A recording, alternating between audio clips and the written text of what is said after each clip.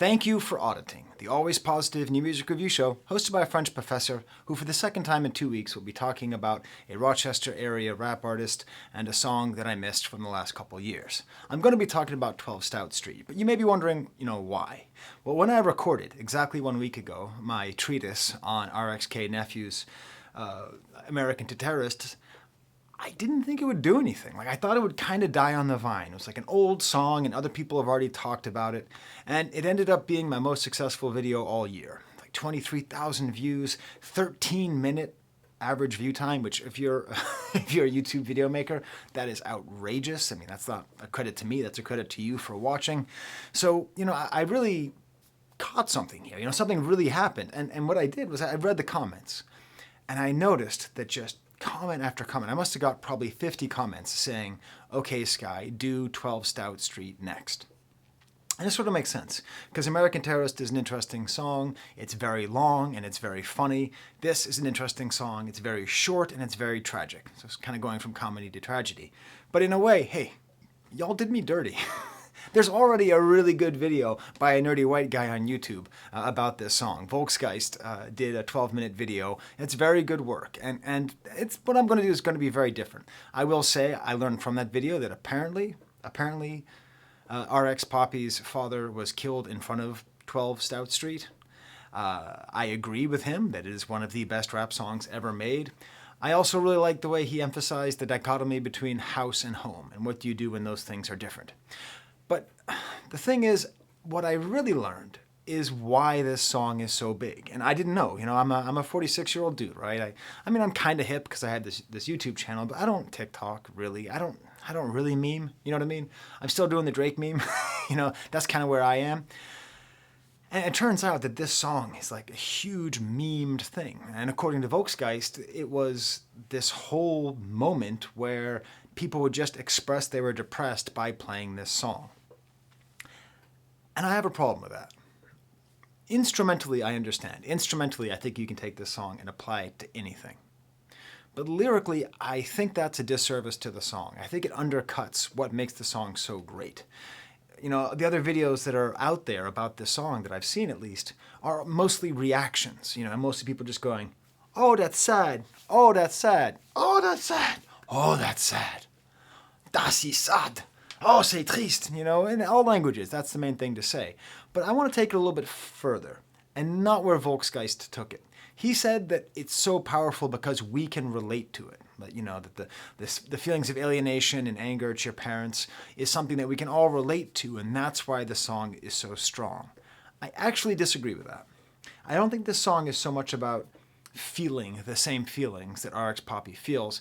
It's more that it's able to elicit empathy. We are able to empathize with the singer, feel with the singer. Now, he's not the first rapper or the only rapper to do this, to talk about their struggle in a way that makes you relate to them and makes you feel as though you are maybe not walking a mile in their shoes, but you are at least relating to people who are otherwise marginalized and forgotten in society. I mean, just in Western New York, there's a whole bunch of the Griselda guys and Stove God Cooks, and outside of there, Freddie Gibbs, and hell, going back to even Jay-Z. We have a lot of artists who talk a lot about their upbringing and the pain that they felt and the way that impacts their daily life. But what makes this under 2-minute song so special by 12 Stout Street is that it just goes to another level. It is the most direct, the most vulnerable, the most impactful. And that's what I want to focus on. Not just, oh, it does this thing, but how precisely does it do this? And if you can tell from the runtime, I don't know how long this is going to be. I don't edit my videos. But it's going to be a long video, because even though it's a short song, you could already have listened to the song 2 times by now. It really is worth emphasizing the way that he achieves this emotion, the way that this becomes a song that you cannot help but react to. Part of it goes down, I think, the difference between empathy and sympathy. Listen, there's a lot of different arguments on empathy versus sympathy. The simplest way to think about it is, if you feel sympathy, you feel sort of pity for someone. There's a fair amount of distance. Whereas if you feel empathy, you feel understanding. And most importantly, this links to the concept of compassion. And that's my thesis about 12 Stout Street. It is, I believe, the most effective example of how art can elicit that human emotion. that I think is the most important human emotion for humanity. It is not a coincidence that compassion is the universal virtue across all religions. Any religion on planet Earth that is worth anything, that is capable of bringing anything good out of human beings, emphasizes compassion. And 12 Stout Street is fundamentally a song of compassion. Compassion. Passion. What does passion mean? Remember that movie Passion of the Christ came out? Everyone thought it was going to be like a cool sex movie about Jesus. It wasn't. It was all about him getting tortured and stuff. That's because, that's not, that's a bad joke. It's not in my script. I regret that so bad. Anyways, compassion literally means, well, passion means suffering, right? That's what it means. It doesn't mean like, oh, I'm really a big fan for it. It means you are suffering. It literally means passion. That's why it's called the Passion of the Christ. Come is a prefix, which means with. So compassion is such an important value because you are suffering with somebody. You cannot mistreat somebody when you have true compassion for them. You cannot say, no, you cannot kick someone out of a house. You cannot treat them like dirt. You cannot kill them or beat them if you truly feel their pain. And that's what I think this song is getting to. Now, the song itself, it's so simple, right? It's under 2 minutes. It's about his anger with his mom, how he came to have a life of crime and addiction. That's it. There's not even a third thing, really. I mean, I guess there is. We'll get to it. But that's really it. So how is it that it does this? Well, first, let's give due to the instrumental. It's made by Gut, a Swedish producer, and he gets 14 seconds. So the song is 1 minute and 59 seconds. He gets 14 seconds of an instrumental intro. It's ethereal. It feels meaningful. If the song has the power to be memed, it is thanks to this beat, which I compare very favorably to the underwater sections of a Donkey Kong video game. And if you think that's an insult, you've never played Donkey Kong Country 1 or 2. Okay? But it has that kind of ethereal, dancing feel, while at the same time paired with these lyrics, it has this ethereal feel, and then the lyrics and the rest of it just pulls you down into the mud. But how does he do it? Okay, so we're done with the instrumental, all right? Good job, good. How does RX Papi make something that was able to resonate with people that was so simple? It is, and I'm going to be kind of a pretentious prick, but that's why you're watching this, it is artfully artless. And if you notice the title of this video, I'm going to call it something like The Art of Verisimilitude. And that's what it really is. He's making something that seems very true and real. That's what verisimilitude means. It's a fancy word. It's a better word in French, vraisemblance, which means real seeming. Very often when people are learning another language, they will use the word realistic, and that's not a good word. Realistic is not a good word. Verisimilitude is not realistic. Realistic is you think things look sort of like you think they should look, whereas verisimilitude really implies that you feel that you are living something, seeing something absolutely true. The way that RX Papi is able to do this in a way that other people cannot is he is artfully artless. So if you are a guy or a girl or an NB and your whole thing is like, I love bars, rhyming, multisyllabic, mosaic, I just can't get enough. I can't get enough of that kind of rhyme. This has got nothing for you. If we think of rap as an art, which of course it is, what are the rules of rapping? The rules of rhyme craft. The rules of rhyme craft are you have to rhyme, okay? And you have to rhyme different words. If you're going to use the same word at the end, you at least have to rhyme the penultimate word, the second to last word, So, you can't say like, I saw a whack cat and it was really a good cat, but you can say, I saw a whack cat that was also a black cat, right? Like, so you could do those rhymes. I'm just spitting those off the dome, by the way. Freestyle. So you have to rhyme, and you have to rhyme different words. These are the lyrics to 12 Stout Street. Everything that's in pink is a time where he just rhymed the same word. There's a total of 54 lines by my count to this song. And 24 of those lines end with a word that is either the same as the one ahead of it or the one before it. 4 times you will see things highlighted in yellow. Those are the times where he doesn't rhyme at all. This, in addition to his absolutely unhinged flow, where they record, and he's not saying it all at once, so they record it and then it pops right after, so it's a feeling of someone just vomiting out their emotions and their feelings. The fact that there's no chorus, that there's no structure, that he's just putting this out there and he's violating all of the rules, makes it artless. But that is the art. It's not a question of can RX Papi do real rhyming, and I'm actually going to make an argument that he starts to do real rhyming at a certain point in the song, and that's the worst part of the song. There's one absolute terrible lyric in this whole song, and it's not one that breaks one of those rules. So when I'm calling it artless, as always, I don't mean that as an insult. I mean that as a compliment. And it's funny because if you look at the root of the word art, it actually just means craft, right? A skill. And it's not a coincidence that the word artificial includes the word art. Like artificial, fake, comes from the word fex, to make, like faire in French, and art. So literally, artifice, artificial things, literally means to make art. And that's part of the reason why this song is so powerful. It is so artless that it feels more real, more verisimilitude. To give you an example, imagine you're having a conversation with somebody. Imagine your name is Art, and someone's breaking up with you. I'm picking on Art today. If you're filming a scene of someone having a conversation and you wanted it to seem real, you can't be rhyming, okay? Can't be like, listen, Art, I'm sorry. I don't know where to start. For the last few months, it's like we've grown apart. I never wanted to hurt you or break your heart. It feels like you don't love all of me, you only love a part. It used to be that being with you was off the chart. Like in French class when we met reading Descartes.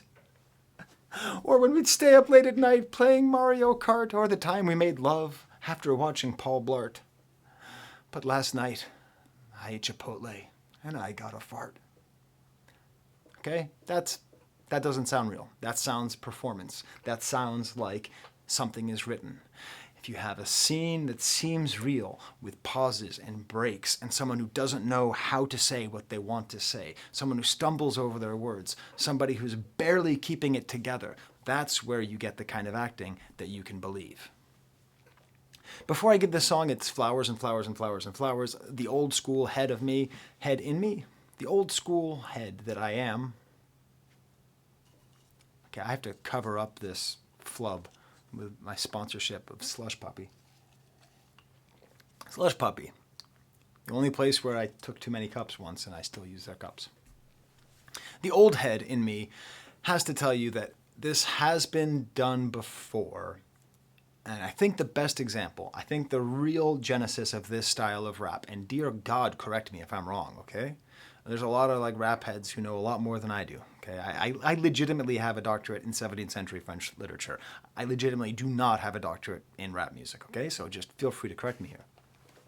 But there's a song called "I Can't Go to Sleep" by the Wu-Tang Clan. This song is so powerful that I remember the smell of when I first heard it. So I was living in Marseille, France. 30 Rue Sainte, in a little studio apartment. I didn't know how to wash my own clothes, so I washed them in the sink with detergent, and then I dried them just on the floor. So at a certain point, I realized how bad my apartment smelled, because you can't just, by the way, lay clothes on the floor. You have to hang them up so that air can get to both sides of them. So my whole apartment just smelled like mildew. It was terrible. But I remember I had a little yellow Sony boombox, and I went to the Fnac on, I think, Rue Paradis in Marseille, and I bought the W, brand new, and I listened to the album, and there was this song, and I was like, what the hell is going on? What is Ghostface saying? he's sitting there and he's screaming and he's crying. Where I was children when they produced the same pattern, somebody raped our women, murdered our babies, hit us with cracks and guns in the 80s. He just sounds totally spent. Now, he's not quite at the point that we're going to get at with RX Papi, okay? He's still a top 3 MC, right? I still put Ghostface there. But this song has that sense of someone realizing, okay, there's an emotional possibility to rap music, but what if we just absolutely cranked it? What if we used Isaac Hayes' Walk On By off of top 5 albums of all time, Hot Buttered Soul? If you care about my music taste, you will know and love Hot Buttered Soul. Okay, you're welcome. And Isaac Hayes even sings on it, which is like crazy. Get the jelly out your spine. And it's the whole song about trauma and about how trauma leads to crime and about how societal issues lead to the problems of the American ghetto. And then even the RZA pops on. And, RZA is a top 5 producer. He's not a top 100 rapper, right? He's just a fairly unpleasant guy to listen to rapping. It doesn't mean he doesn't have a lot of great verses, but I just don't enjoy listening to him. It's just his talk, his style.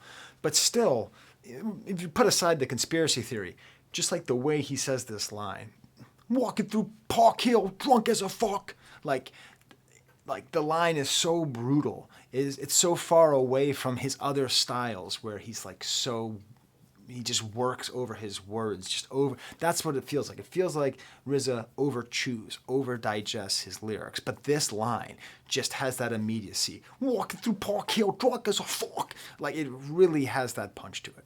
So, in case you don't know that song, in case you don't know that album, The W, absolute killer album. I don't know if I included it in my interview with Billy Woods, but we had a little sidebar discussion about how great that album is.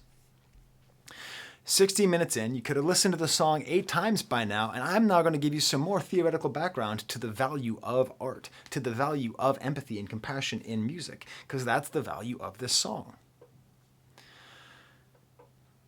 There's a problem that we have in society.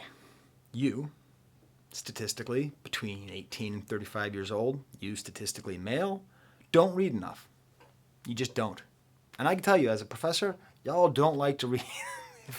If I give you an article to read in a week, I'm lucky if a third of you have read it at all. Everyone's like, oh, I want to be in your class, Skye. I want to be in your class. No, you don't. I make you read, okay? It's important to read.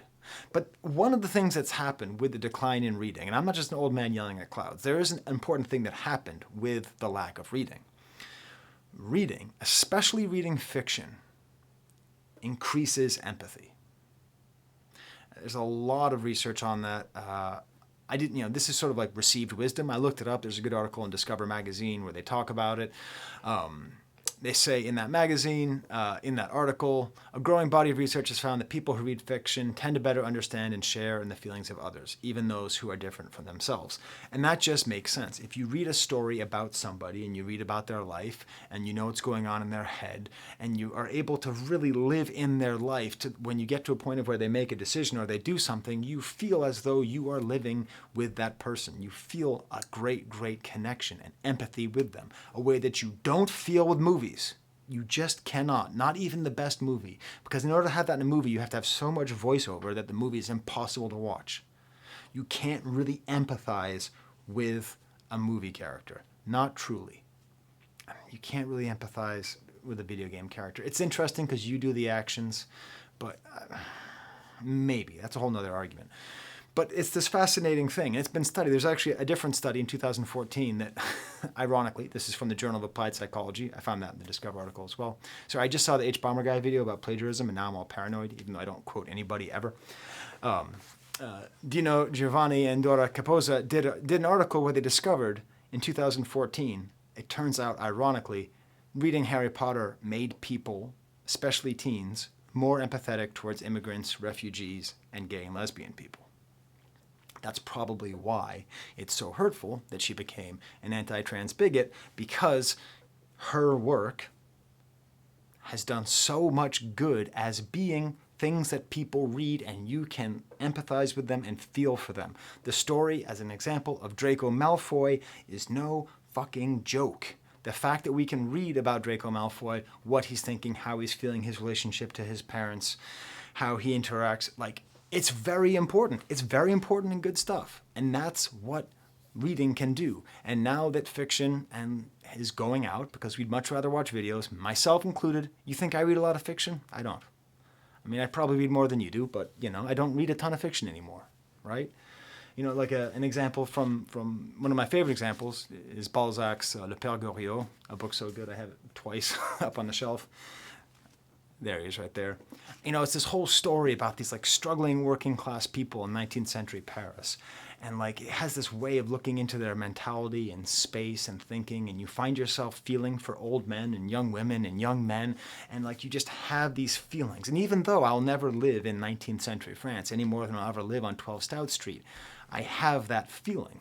I can feel that emotion, which ties into the greatest debate around literature in the first place.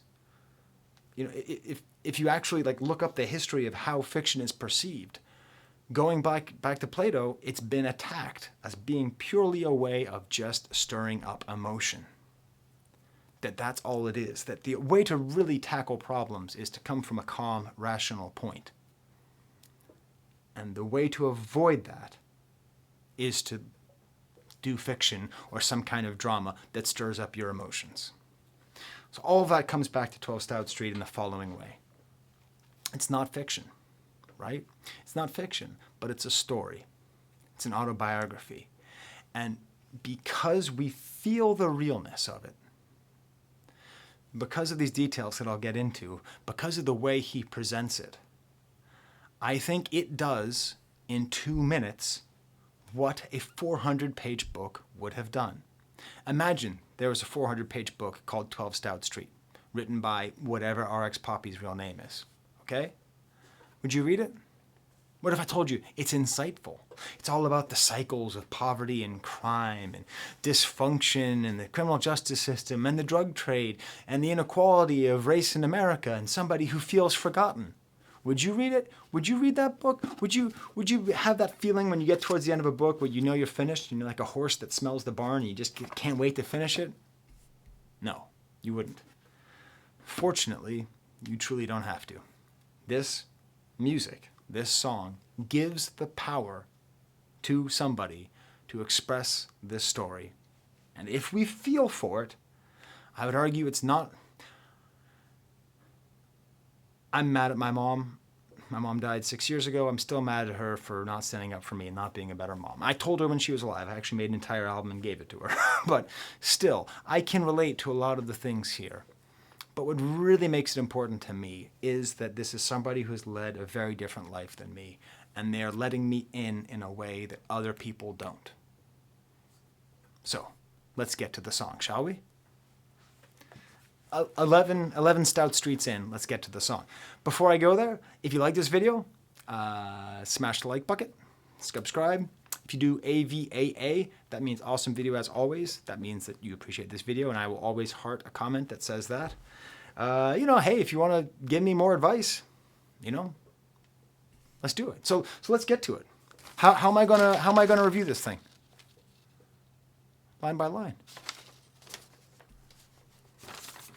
12 Stout Street by RX Papi. Produced by Good. Ice Cube was a liar. That's on my notes, by the way. It's important to note, right? Ice Cube was a liar. He never did any of the stuff he said he did. When we're getting back to the verisimilitude question, Ice Cube was able to make you feel like it was real. But how do you really feel that it's real? I'd argue the way that you feel that it's real is exactly the way RX Papi does it. I used to wake up in my room in the morning, put on my dirty shoes in the morning. This is that repetition. The first and second time out of the 24 times he's going to repeat the same words, morning and morning. Immediately announcing, this is not a mistake. This is him letting you know, putting you in that place, having you connect to that moment of morning and morning. It's a small detail. His shoes are dirty. His shoes are dirty because he is poor. Obviously, we can have a whole discourse. We can put this in the discourse of sneakers and shoes and hip-hop culture and the importance of Jordans and all that. But right here, right off the bat, his dirty shoes in the morning. So he sets up the first trick of the whole song. It's also worth mentioning, the morning's a very hard time. This reminds me quite strongly of a song by The Who from 1973 called Cut My Hair. It's one of my favorite details. It's a song all about, I have the lyrics here. Got home on the very first train from town. My dad just left for work. He wasn't talking. It's all a game, and inside I'm just the same. My fried egg makes me sick first thing in the morning. Right there, he breaks from.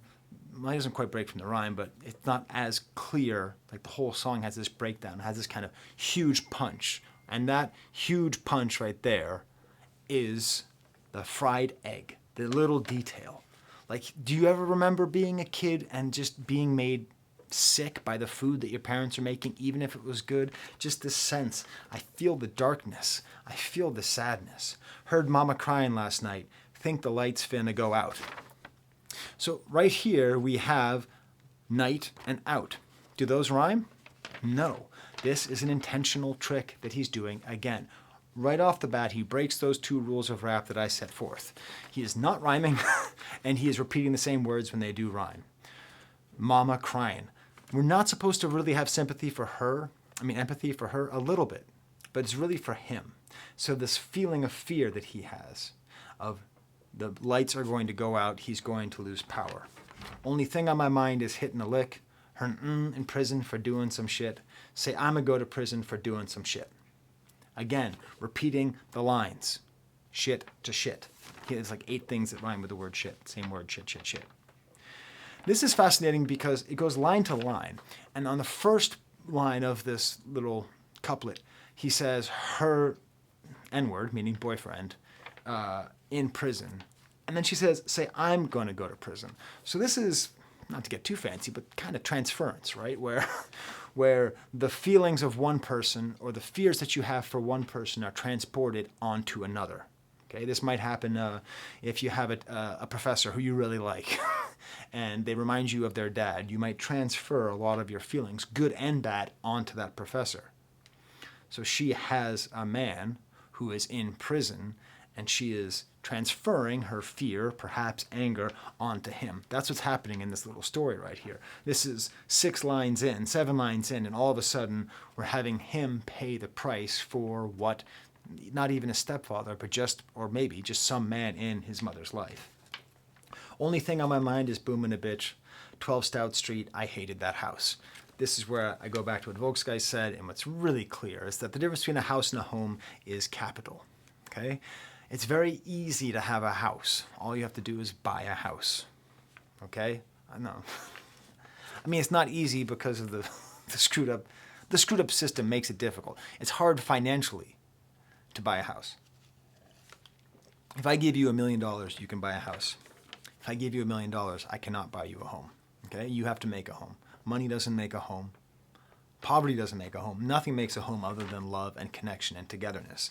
And this is a song about a house that he hates so much for not being a home. I had to learn early on being a man about. My mama ain't never buy me shit. I sold drugs and robbed for all my shit. So going straight, what's interesting here is he's actually changing. So he's talking about his life, but it turns out this is dialogue. Because right here, mama said, baby, that was years ago. I'm stressed about that shit that happened years ago. So actually, what she's doing, same word, same word, same word, same word, he's telling her his frustrations. He's telling her how mad he is that she didn't buy him anything, how he had to rob, hit licks, how he had to rob and steal in order to buy things for himself. And then she has that moment, baby, that happened years ago. And this is where, of course, this is universal. If you have parents, I hope you reach a point where you can call them to account for the ways that they let you down. I hope that you can address that with them in a healthy and open way. And I hope that they can hear it. I hope they can take it in. And I hope they can meditate on it. I hope they can come back to you, offer an apology, an explanation, and you and that parent can grow. That's the way to do it. How does it usually go? Hey, you really screwed up. I didn't screw up. You were screwed up. I'm screwed up because of some other reason. I didn't screw up at all. If I did screw up, I didn't screw up that bad. I screwed up really bad, but that was a long time ago. Goodbye. And that's where we are here. I screwed up, but that was a long time ago. But it wasn't a long time ago. That's what this song is getting at. That's why when people talk about crack rap and about mainstream rap is about nothing, I only like listening to songs that are about something. It's a lie. Every single rap song about crack or about dealing crack or about being in that kind of economic situation is an important story to tell that America needs to know and that people need to know and that we need to talk about. You know, that is content. Now, he happens to be saying in a sad song, I sold drugs and robbed for all my shit. He could have gone full, crack rapper or whatever, Boldy James, and just talked about all the ounces and weight and all the stepping on bricks and all this stuff. Okay, fine. But instead, he's getting right to the heart. Why did he sell drugs? That was why. That shit take a bitch years to know. What does he mean? Who is the bitch? Is he the bitch? I think so. When do rappers ever refer to themselves as bitch? So is he saying that it takes for her to know? This shit take a bitch years to know. I don't know. This is one of the most mysterious lines in the song. It's not the only mysterious line in the song, but it's one of them. I cried in the cold till my tears was froze. Listen, I live about 25 minutes from 12 Stout Street. I work about half an hour from 12 Stout Street, as I will discuss soon enough. And it's really cold. It's really cold. It's a very, very cold place to live. So his tears freezing, that is a thing that happens. I hit a lick to help my mama out. How the fuck my mom, the one, kicked me out? Again, the desperation and the fear in his voice and the anger in his voice about being kicked out. How the fuck you gonna sign me out into the streets? How the fuck you gonna say I can't come home to sleep? How the fuck I come out your pussy? You choose your husband like you knew that before me. Just the pain and the desperation and the weird touch of vulgarity in here. Referring to the birth process is coming out of his mom's pussy, sort of dehumanizing her as well as just making it visceral. This whole song is just really beautiful in the way it kind of floats around, and then every once in a while these lines that just kind of smack you in the face. God, that hurt. I was all in my tears froze and years to know, and then now you're talking about your mom's pussy. Good Lord. How the fuck you gonna turn your back on me? How the fuck you gonna leave me flat on E? Does this line stick out to you? This line really sticks out to me because it's poetic. It's art. Okay? The rest of this song has this ability to sound totally just off the cuff, just talking and talking and talking and talking. But really, right here, he's using kind of a poetic phrase here. This is actually a metaphor. It's not a simile. Simile is when things are like something. Metaphor is when you say something is something. So his life is flat on E. I assume he means, and tell me if I'm wrong, this might be some other reference, but a fuel gauge being totally down, flat on E. Do you see how it sticks out? Do you see how that little bit of art/artifice gets in the way of the telling of the story? How you gonna do that knowing they killed my dad?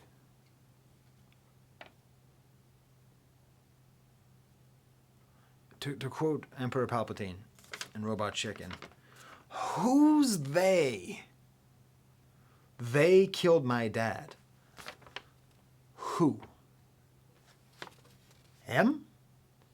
Her husband? Is her husband the guy who killed his dad? Or is they a more societal, a more amorphous they? The levels, it seems like it's a very straightforward song, but I don't know. Who is they? Who killed his dad at 12 Stout Street? I wish that fucking house would burn down.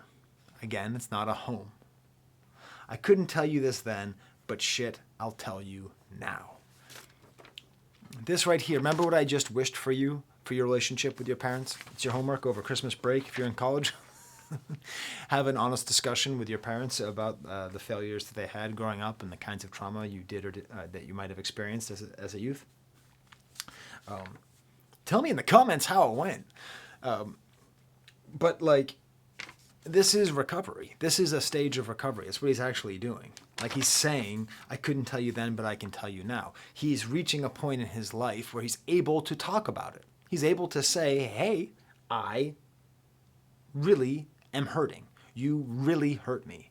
I don't think this is fair. Like I could rewrite this for him, Hey, Mom, when you chose your lovers and your boyfriends over me when I was younger, it was really painful because I feel like I didn't choose to be born, but you chose to have me, and you chose these men, and these men didn't treat me well, and I didn't have a dad, and he was killed, and it was terrible. I didn't have any money. I was always afraid the power was going to go out, and I just really felt that I just wish that you'd been there more for me. And I know you were going through everything. I know you were going through it all yourself. I know you're confused.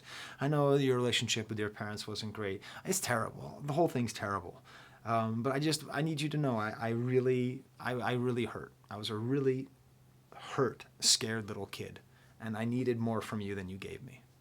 And I can forgive you, and I'm not even asking for forgiveness, but I just need you to know that because I'm trying to grow and to be a better man. That's what is in the song. It's just, he does it, and it's cool. I do it. I almost make myself cry. God damn, I love slush puppies.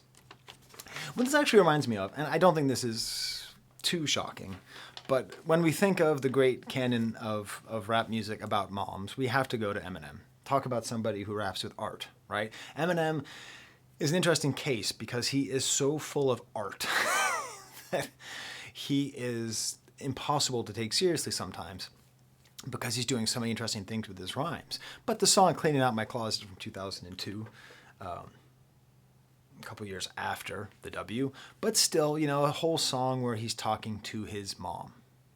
He's talking about his mom, and he's really at the same phase of life. Put yourself in my position, just try to envision witnessing your mama popping prescription bills in the kitchen. I'm sorry, let me say it like Eminem. Put yourself in my position, try to envision witnessing your mama prescription pills in the kitchen. Okay, dude, calm down with the rhymes, okay? That was like 8 rhymes in one line. There's more rhymes in those 2 lines than there are in the entire song. But the emotional core is essentially the same, which is that idea of trying to reconcile. For so many years, I held it down. I'm not done. I'm not done saying what the hell is the song about. For so many years, I held it down. I held it down. I held it down. It. What? To quote, who's that guy? Faith No More guy. Mike Van Patten? What is it? What is it?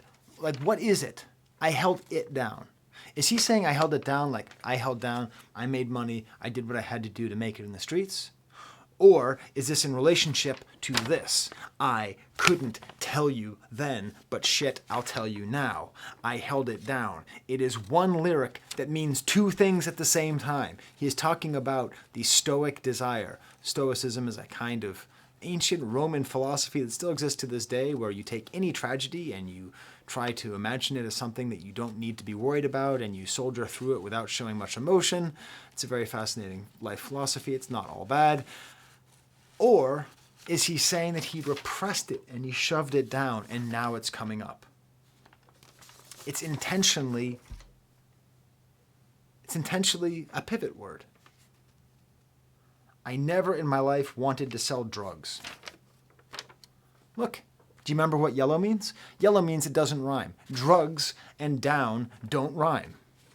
I like to do lots of drugs. It's really good when I'm up and down. No, you see, that doesn't rhyme. Don't take that. Oh, no. You're going to clip that, aren't you? You're going to make a little jam out of me saying I like to do drugs. All the work I do against drugs, and that's what I'll be remembered for. It would have been cool playing games and shit, but instead I'm running with the gangs and shit. Again, he's now rhyming and shit and shit. We go back to that pink mode.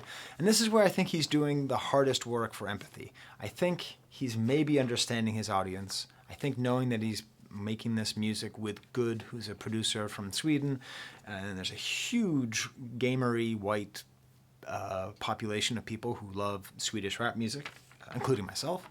I'm not much of a gamer, but I like a lot of that music, doing lots of interesting stuff over there. But I never wanted to sell drugs. It sucks, It sucks. And yeah, he he had free choice, right? He had choice, right?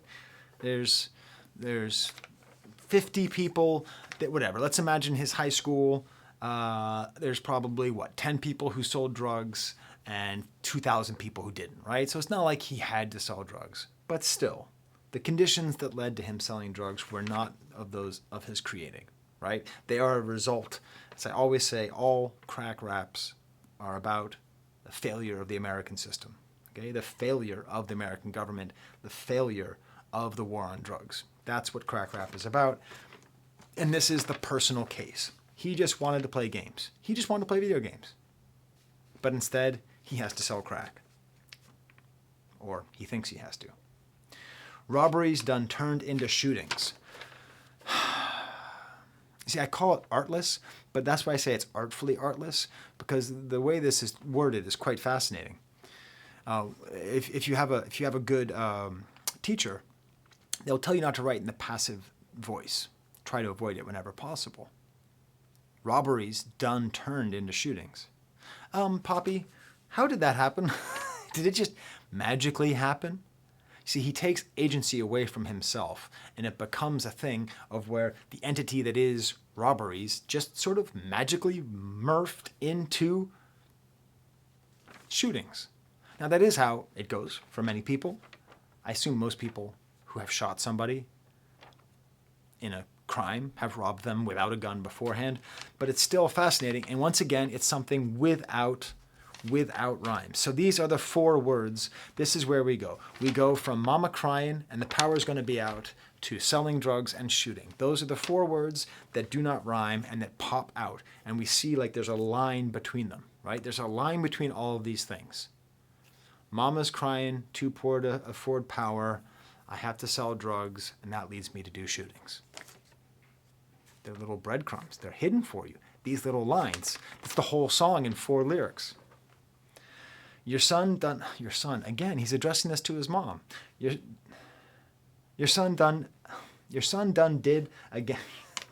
Your son done. Your son done did a gang of shit. It'd take a year to explain this shit.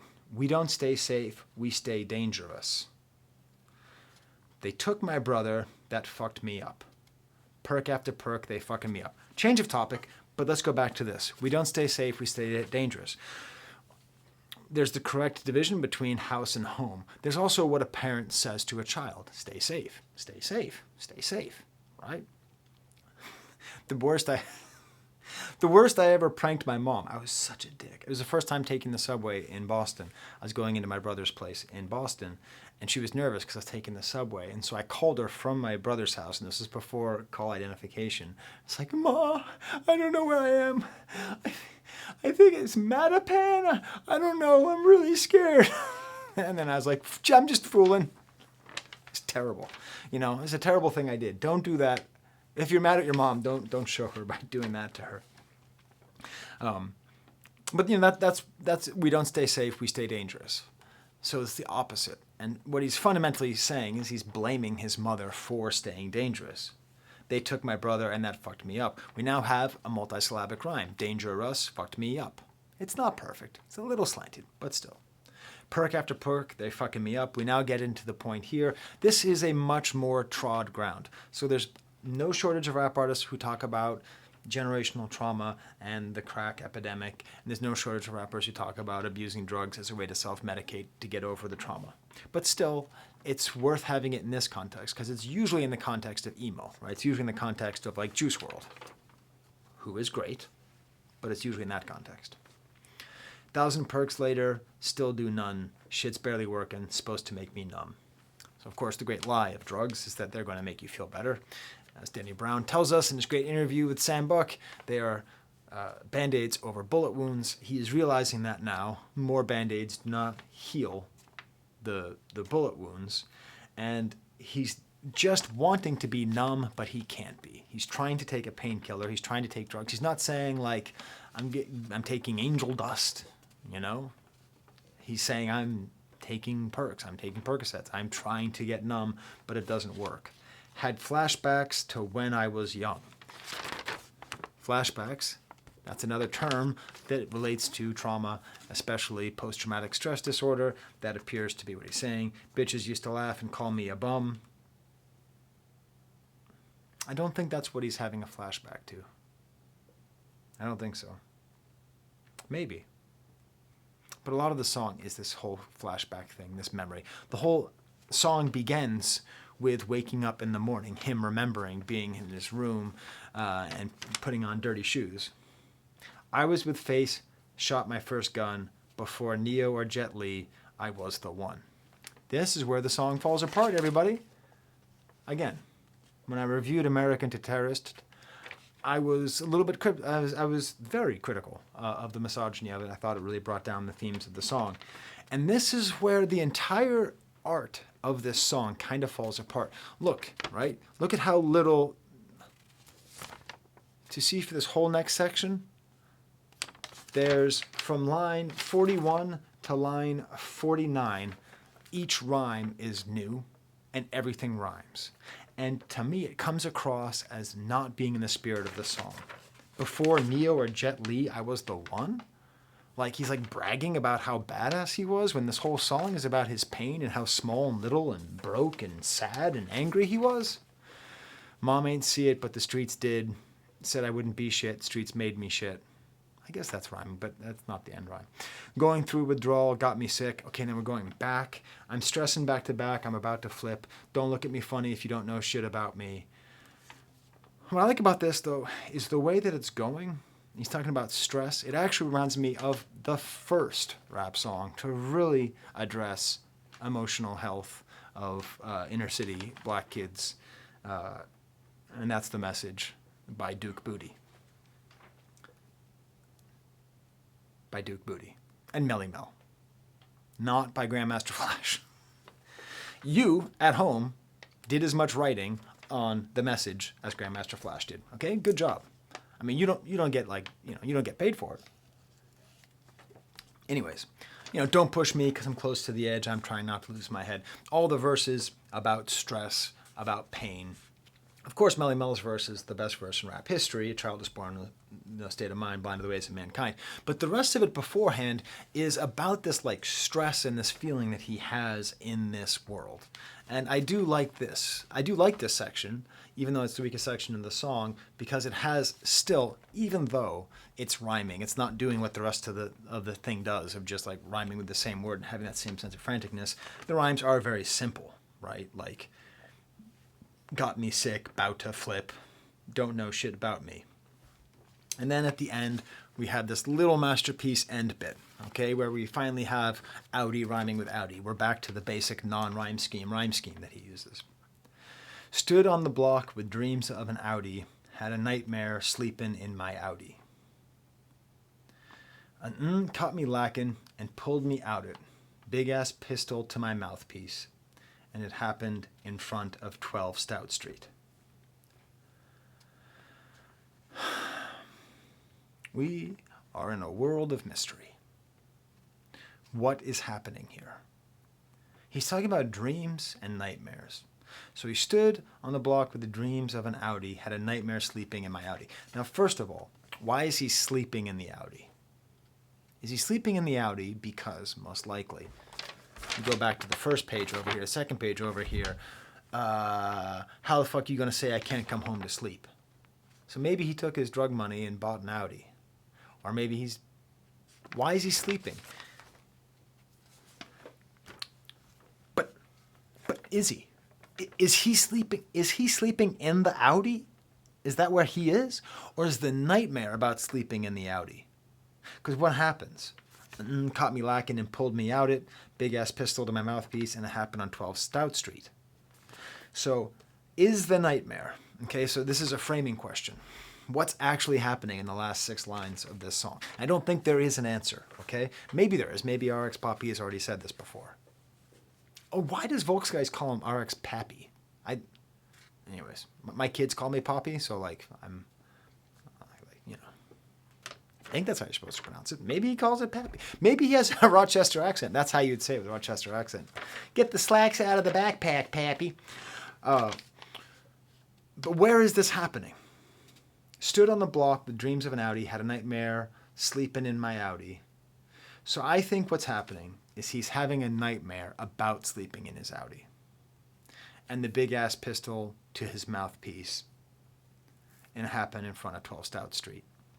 So if, as was vaguely alluded to, his father was killed in front of 12 Stout Street, or if it's as though his father was killed in front of 12 Stout Street, whatever it is, what he's imagining in this dream world is either him taking the place of his father, thereby continuing the cycle of death and violence and misery, or it's like his way of processing that pain by trying to feel what his father felt. I don't know. And it ends with this beautiful multisyllabic rhyme, mouthpiece Stout Street. You know, he's trying really hard here. That actually sounds like a RZA line. Big ass pistol to my mouthpiece. In my head, I do really good impersonations, and then I watch the videos back, and they're really bad. So if I do a great RZA impersonation, please don't tell me. But that's how it ends. And I don't think we know exactly what's supposed to happen, or what was supposed to have happened. Was he robbed in front of 12 Stout Street? Or did he have that nightmare that he was becoming his father? Or he was becoming this version of himself? Or is it kind of like Nightmare on Elm Street kind of situation, you know, where it's like, it's this house, like Freddy's house on Elm Street, or whatever it is. You know, there's that one house that's actually in Los Angeles, but they make pretend it's in Illinois, I think. You know, like that house, you know, like this weird sort of haunted house, this 12 Stout Street that comes back multiple times in the song, right? It comes up, the 12 Stout Street is the 9th line of the lyric, of the song. And then here it is in the last line. And of course, it's the title. And he talks about wanting to burn down the house. But it becomes this really powerful thing. And of course, it's a real place. 12 Stout Street exists. Calling it 12 Stout Street. It's one thing to talk about the Marcy Projects, right? Whatever. But he's talking about 12. You can look it up on Google Maps. Did you know that? Yeah, you can look up 12 Stout Street on Google Maps. This is what you see. It's blurred out. You can't look at 12 Stout Street on Google Maps, actually.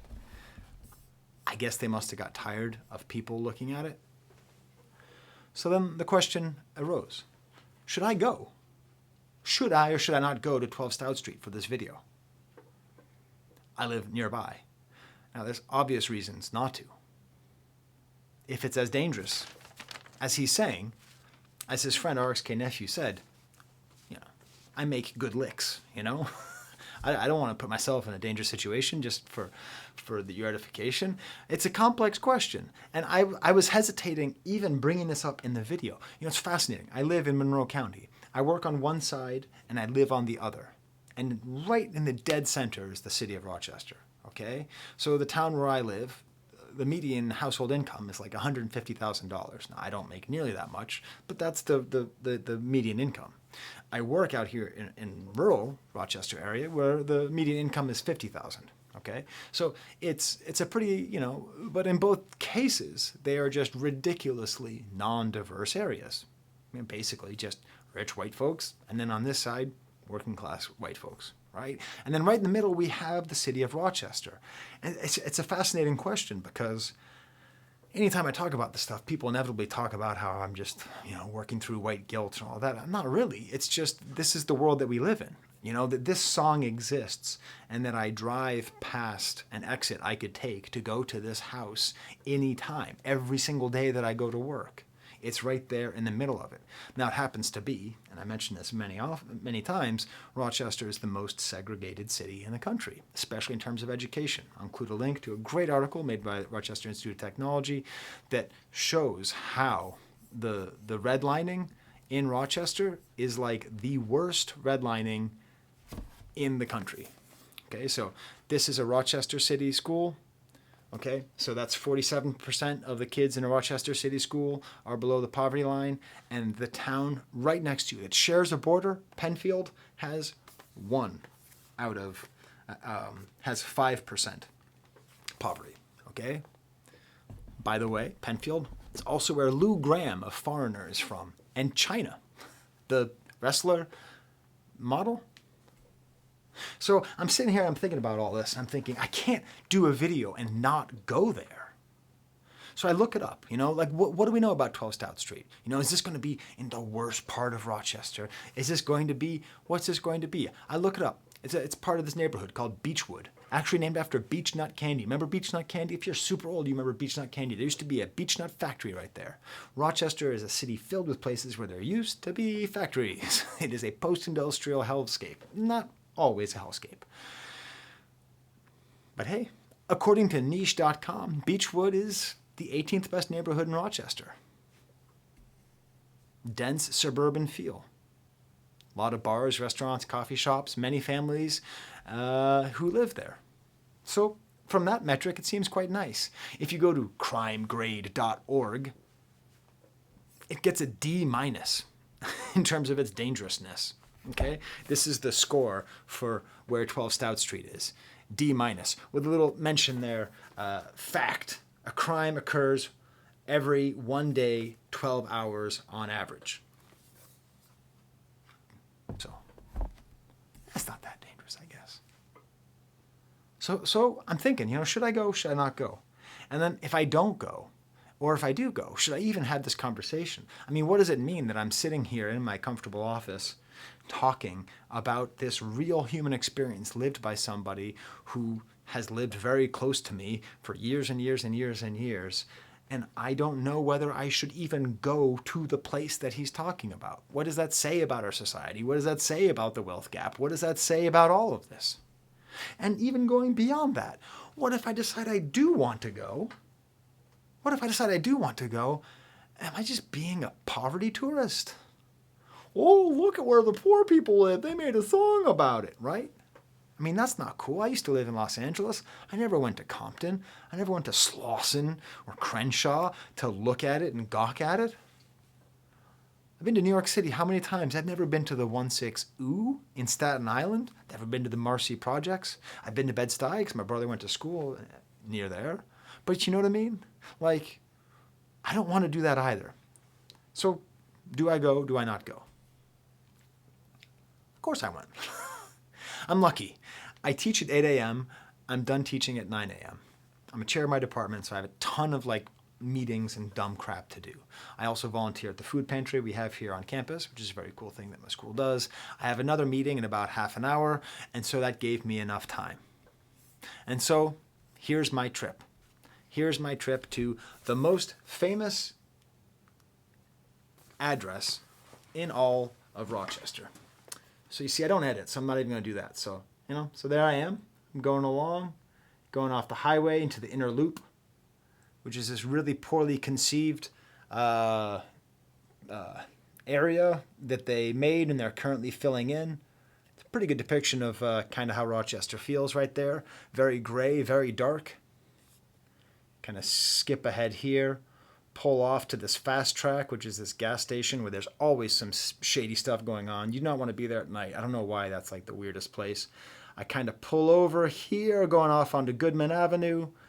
And interestingly enough, when you actually get to Stout Street, it becomes a one-way street. So you have to drive around in a circle, which I ended up doing. And you can kind of see me driving along here and kind of get a sense of what Stout Street looks like.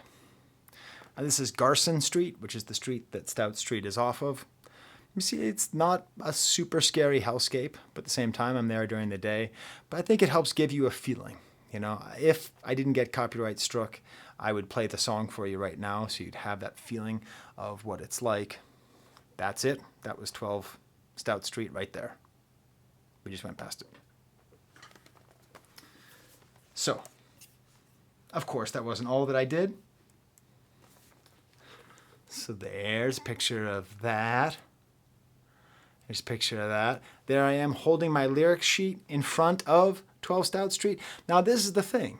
There's all these cars in front of it that kind of block it that you can't really get there. And it's all blurred off of Google. And there's all these small dogs that live in 14 Stout Street that go, ruff, ruff, ruff, burp, burp. So like I was like walking by, and I wasn't, like there's nothing to be afraid of, by the way. There's no like crime or anything.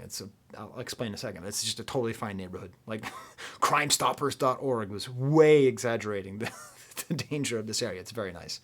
There's a community garden right nearby.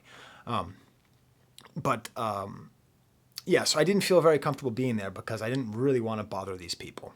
So I ended up taking this picture from a distance, that right there. So what's interesting is 12 Stout Street is a connection. It's like there's like a whole bunch of houses all together in one, and I imagine that must be part of the pain of living there, is it's like you don't have an apartment building, but you're like part of a building. Like you share walls, which is kind of uncomfortable.